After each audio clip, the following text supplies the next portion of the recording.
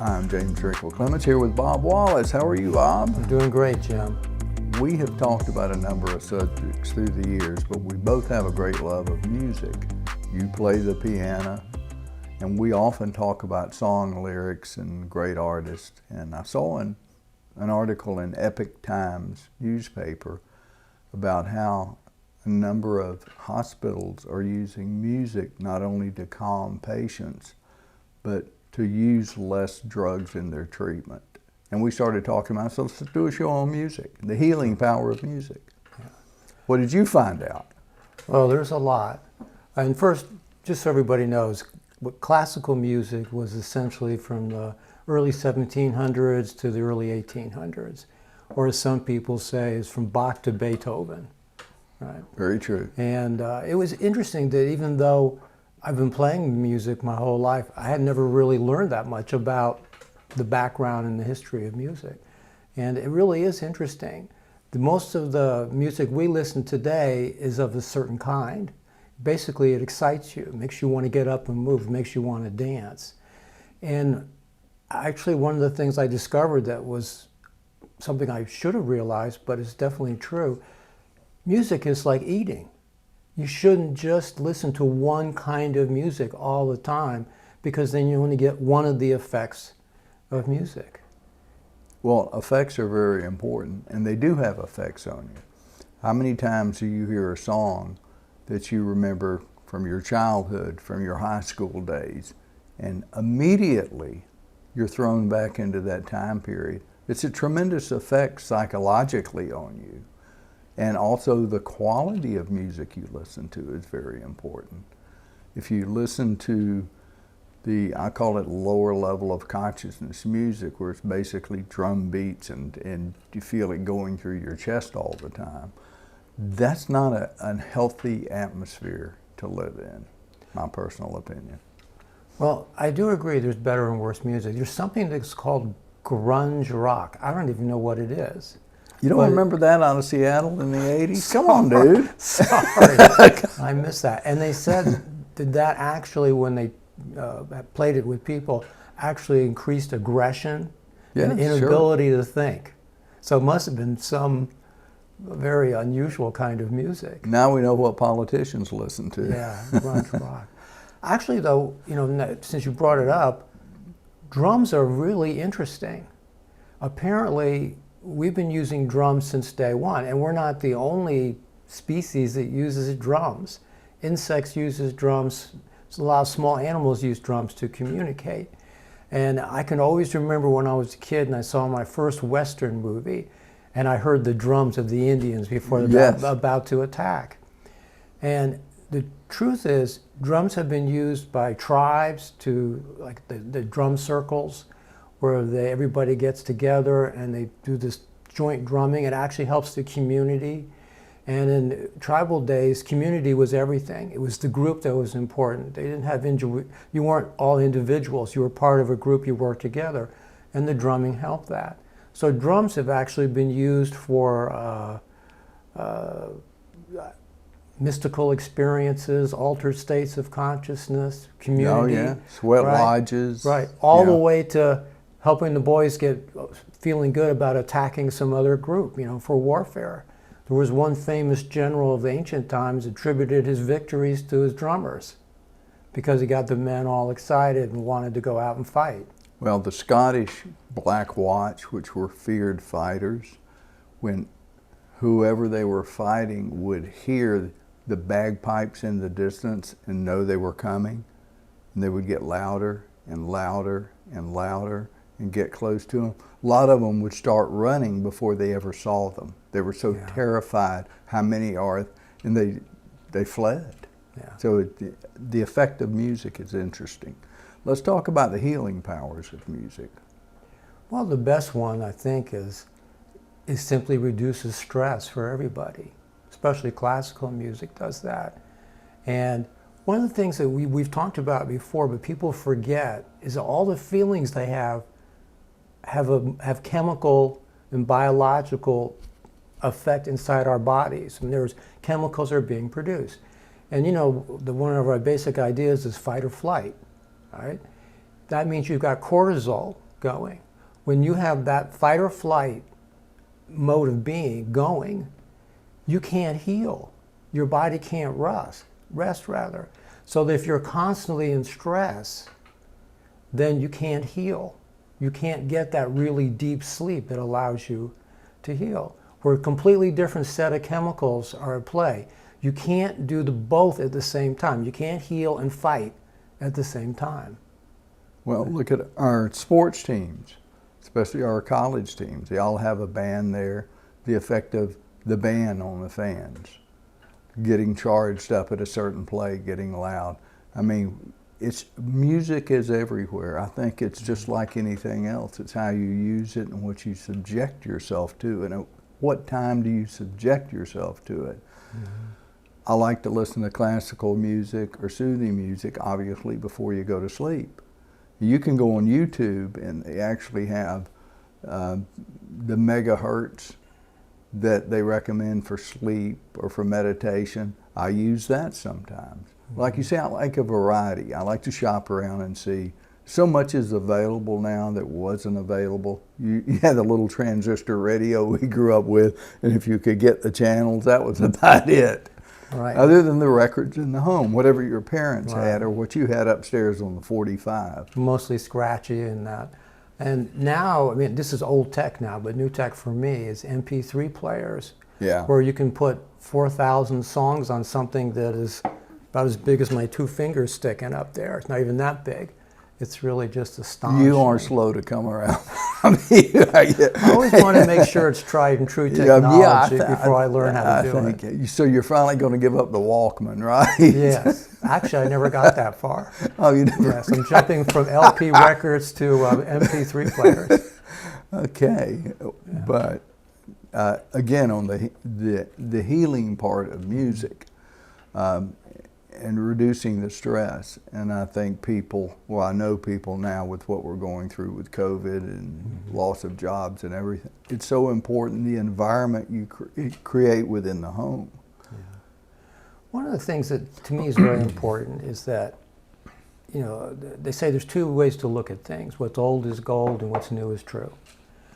And there's been a tendency in our society to just go with what the new thing is. If something's wrong with you, most people think doctors and pills, or I need some kind of operation. Right? And even the Greeks, I think it was the god Apollo, was in charge of healing in music. He was. Right. So they knew about this way back then. And I think the relaxation response is good. They've worked with Parkinson people. I mean, a lot of things that are chronic diseases, I think music can help.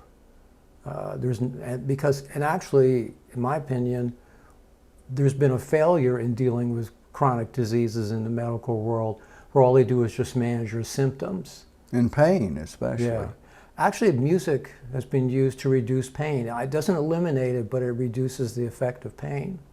So its effects are really tremendous from one end of the spectrum to the next. Trying to think of, the kinds of music. As I said, most of the music we have today is the kind that makes you want to get up and dance. Just it has that beat. But think of rock bands. Could you imagine a rock band without a drummer? No. No. Not I guess at he all. could have a fake drummer. Well, the drummer sets the beat. Yeah. And you're right. Most of them, he determines how fast the song is. Yeah. He'll do that. Well, when we set that environment with music, I think you're just shifting your attention. You shift it away from pain, shift it away from a certain environment or a problem you're having. So to be able to distinguish what works for you that will move you in that direction. Your music may not be the same as mine or Justin's, but there's things we like to listen to when we want to relax, when we want to be thoughtful or mindful. And if you don't do that daily, or at least 3 or 4 times a week, you get so caught up in this world and the body that it becomes very depressing. And I think depression, as we know now, it's a major problem we have. Yeah, I do remember reading that music helps with depression as well. I remember something from the old days when I first got involved with eating better and dieting, and it was a lady that said, it's not the one thing that you do, it's the 100 things that you do. In other words, there's no one magic pill that's going to take care of everything we want. And music isn't a panacea, it's not going to cure everything, but it's definitely one of those 100 things that can make your life better. It's enjoyable, it's relaxing. And it's, it's not just listening to music, it's also making music. Right? There is really, I can't describe it to people in a way that it's, scientific way, but I can just say it's true. When you make music, it has a powerful effect on you. I'm not that good a piano player. I've been doing it for years, but I've been hacking away at it all these years. And I've played all different kinds of songs, from classical to ragtime to blues to rock music to even country music. I don't like to listen to it too much, but it's fun to play on the piano style. I forgot, Floyd Kramer was a famous one. I was just listening to Last Date yesterday. Yeah, playing that on the piano almost makes the hair on the back of my neck stand up. It's beautiful. It's not a hard song to play, but it's just beautiful, and it's a completely different style. It's amazing to think that I think we're based on 12 notes or 13 notes is the number from C to B, which is right before the next C. We'll have Justin insert a little bit of Last Dance by Floyd Kramer. Okay. Somewhere in this we'll put it in. They used to play that on the radio, and I haven't heard it in years. And it's a classic song if people have never heard it. And this is one case where I think the instrumental was better than the vocal versions. I think it started as instrumental, and then someone decided to write lyrics for it, and it just never really worked. It didn't work. The real thing is Floyd Kramer playing that song, but it's a beautiful song. When we were growing up in the 50s, 60s, and 70s, there would be songs that would come along like Last Date, which is a piano instrumental, which would go near to the top of the charts. You just don't see that anymore. You don't see that type of music. Like you say, it's all music videos, so much of it dancing around, hooting and hollering, whatever you want to call it. And it's a big show around the music rather than highlighting the music. There are people out there with #1 songs and music videos. They can't sing, in my opinion. Well, yeah, I mean, our parents looked at our music and thought it was awful because they had looked at big band music. That's what they grew up with. They liked Frank Sinatra, Tony Bennett, and all those kind of folks, and different brothers that had music bands. I can't remember all their names. Yeah, Tommy Dorsey. Yeah, Tommy Dorsey. And they're excellent. They really are good. But we liked our music better. Right? I even liked some of the music from the 50s, which doesn't get much play anymore. Every once in a while you hear Jerry Lee Lewis's, some of his famous songs. Yeah, Great Balls of Fire. Now, if that doesn't get you up and want to go do things. Well, great movie, by the way. Yeah. That was a great movie. Yeah, and I used to have I still do, have a CD that I burned of songs that I felt would help me clean the house. Yeah? Yeah. I mean, that's what it was. And I don't know if these rock groups would appreciate me using it to clean the house, but no, that was it. I mean, it does. Was just, get you going. It had a good beat on it. Now, there's a kind of music that I've told you a little bit about. It's sort of music and sort of not. It's called binaural beats. Okay. Okay. The idea is that our brain has certain patterns of brain waves. And they can go from high alertness and high attention to, help me. There's a place where our memory is the best. You know how like you're really busy and you're trying to think of something, and then you just relax and it comes to you? It's not because your brain just found it. It got into a different state of operation, and then the memory was there. And it goes all the way down to the deepest sleep where your body heals itself. And we know if you don't get that, if you sleep too little and all that, you never get into that state, and it catches up to you and you get ill health for that. Right? But the binaural beats is a way of creating a sound within two sounds. I don't want to get into all the technical parts of it. I don't even know how valuable it is. It's something that's relatively new for me. So is it underlying or is it embedded? Not really embedded. You have to have stereo sound. You get one beat in this ear, one beat in the other, and your brain creates a third beat out of the two beats. You get beat up, don't and you? it's one, yeah, you get beat up. And it's one that you can't hear with your ears, but it actually your brain makes the sound. Give me an example. I mean, well, it's like you have one with 200 hertz in this ear and 210, then your brain hears 10. Oh, it hears Okay? I mean, the others are still there too, but it creates this extra sound. mathematical. Right, and yeah, there's a lot of math involved in this. And actually, the system of beats, how many beats per minute, has effects on people. And there's some magic ones that people give mystical claims for. I have no idea if they're true.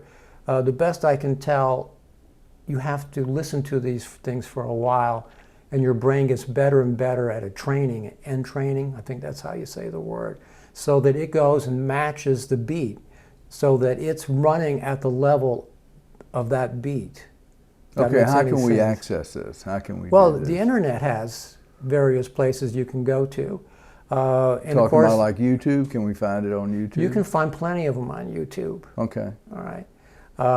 I don't know, it's like everybody in other forms of business, people tend to criticize their creditors and say you just slap the stuff together. There's nobody that investigates it or say, yes, this is a really good one that's an authority. You just have to sort of play with different ones, see which ones work for you. But I have noticed that people who listen to a new one, and they say, oh, this was wonderful. I got down into the deepest states of meditation that usually takes me an hour to get into. I got into in 5 minutes. And some people say, hey, you're cheating. You're not doing it the traditional way. And their response is, hey, if they had this stuff around 1,000 years ago, those guys would be using it too. I don't think you're cheating.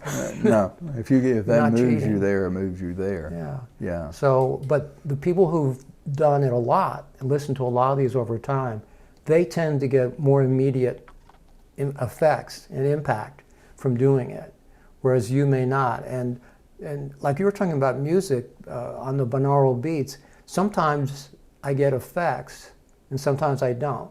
In other words, sometimes I can sort of see visions in my mind, not like you imagine, but like photograph, really strong.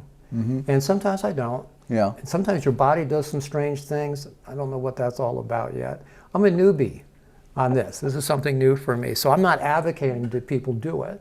I'm not saying it's the greatest thing. But it's something that some people have found of value. It's fun to do. And the worst thing that happens is you've relaxed yourself. Well, you can examine what you listen to, at what time of day you listen to it, and what effect it has on you. But I really agree with what you said earlier. Experiment with all kinds of music, because I've heard people say, I can't stand country music. And they'd come in the house and the country said, I really like that song.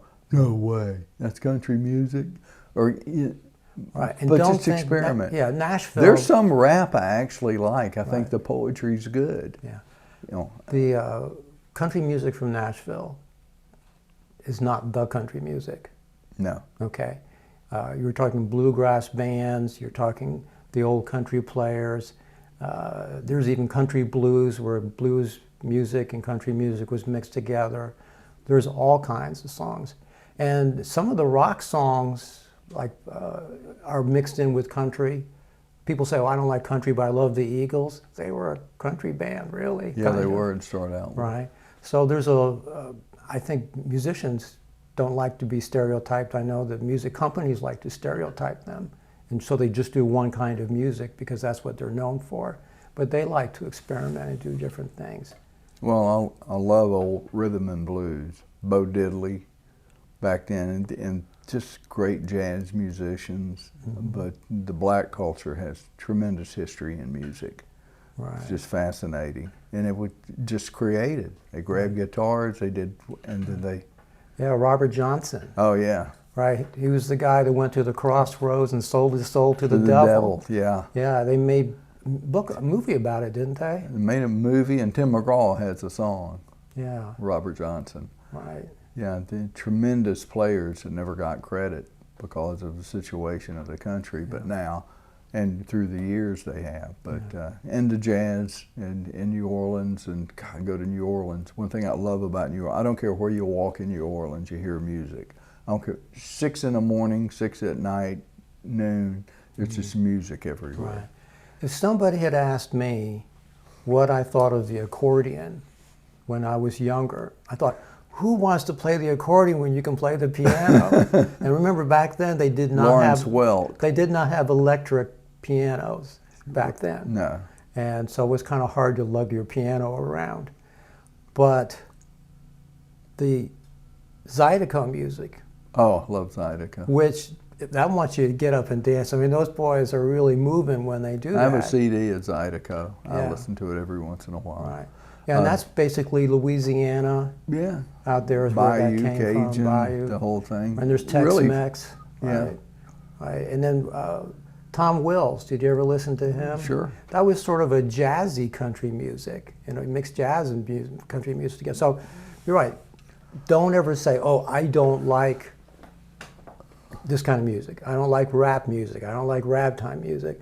I, in general, don't really care for rap music. But like you say, I have heard some that are just marvelous. I mean, just superb music. And where they really have a rhythm going with the voice. Fortunately, I can't understand the lyrics most of the time. No. You know? Yeah. And well, I sort of grew up in an era where, you know, in the 50s, where there were love songs and all that. And you didn't really listen to the lyrics that much. They really weren't that important. It was the melody and the song. And I do miss the fact that there's not much in the way of a melody in rap music. And actually in some other music today is sort of a singing, talking kind of way. I can't describe exactly how it is. You don't need a great range of your voice to be able to play it. No, it's dialogue and music mixed in. Mm-hmm.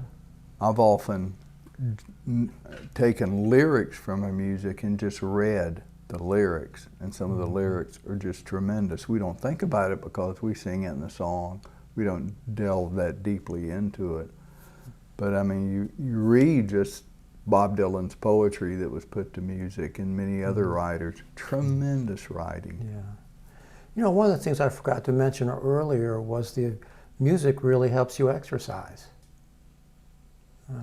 I remember Jane Fonda and her videos. Who can forget that? Yeah, but it's true. What Richard Simmons, dancing to the oldies or whatever he did, he sold me into those back then. Right. But in our society, what we have gotten away from now, we kind of moved a little more in that direction now with shows like The Voice and America's Got Talent. But there used to be a lot of music shows in the 60s on television, 50s and 60s, Name That Tune, The Hit Parade. Music was an integral part of family life. Dick Clark. American Bandstand. Yeah. Yeah, and there were a lot of those shows. But you don't see them now. No. They just don't exist. They've faded away. Everything, we have enough detective shows, I think. Right. That's all we have. No, and it's great that we can have CDs and DVDs and all these all these equipment that makes music. We can hear symphonies played by the best musicians in the world. And I think one of the unfortunate problems with that is that it used to be, if you could carry a tune, you could play a little bit on the piano, you could play a horn a little bit, everybody wanted to hear you do it because they didn't have music that you could go out and buy. So that you could just, you know, the families would get together and they'd play the piano and sing songs. Now they watch TV. Yeah. Right? And it is important to participate in music. One thing about drumming, do you know that a child around 2 to 3 years old can dance to the beat that's on the music? Oh, I'm not surprised. They feel it. They didn't learn it. That's part of our hard wiring. That's part of our being, is to be able to move with beats. What do? You give a kid a pot and 2 spoons, and what do? They play the drums. Let's talk a little bit as we close about classical music.